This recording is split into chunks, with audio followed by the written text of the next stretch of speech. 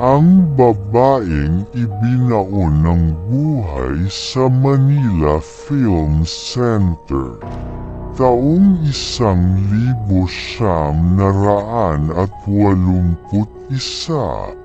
sa kasagsagan ng Marcos era. Pinilit itayo ang Manila Film Center sa CCP Complex. Isa itong engranding proyekto para sa International Film Festival. Ngunit may isang problema. Kailangang matapos ang gusali sa loob ng mahigit 3 buwan lang. Sa sobrang pagmamadali, halos 4,000 construction workers ang sabay-sabay nagtatrabaho 24/7. Hanggang isang gabing puno ng kaba, bigla na lang gumuho ang isa sa mga scaffolding sa loob.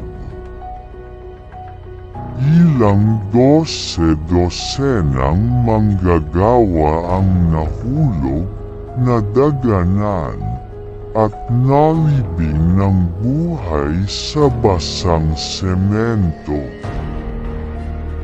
Ang mas nakakakilabot, ayon sa ilang testigo, hindi lahat ay agad iniahon. Sa halip, para hindi maantala ang deadline ng proyekto, pinagpatuloy ang semento kahit may mga katawan pang naroon.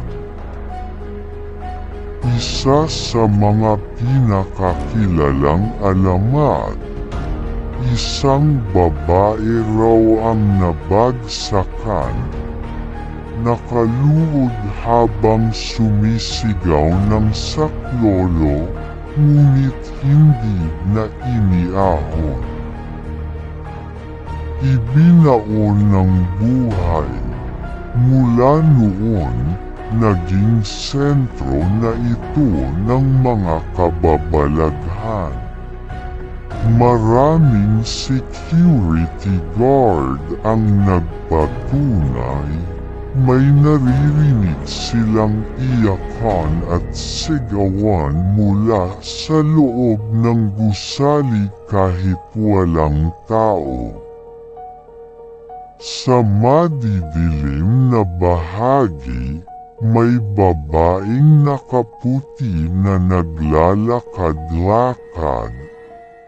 Basang-basa sa semento, nanginginig, tila humihingi ng tulong. Minsan may grupo ng estudyanteng gumagawa ng documentary. Nagsimula silang mag-shoot sa gabi, dala ang kamera at ilaw. Pero bigla na lang isa sa kanila ang tumigil, parang nawalan ng malay. Nang magkamalay, umiiyak ito't sinabing may babaeng humawak sa kanya. Wala namang ibang tao roon. Nang pinanood nila ang footage, may anino sa likod ng estudyante. Di nila maipaliwanag. Isang filmmaker pa ang nagreklamo. Nasa editing na sila. Pero paulit-ulit daw may babaeng boses na naririnig sa audio. Paulit-ulit paulit lang ang salita. Ilabas mo ako. Hanggang ngayon, nananatiling isa sa pinakanakakatakot na gusali ang Manila Film Center. At kung makadaan ka sa gabi, magdasal ka, baka marinig mo ang sigaw ng babaeng ibinaon ng buhay.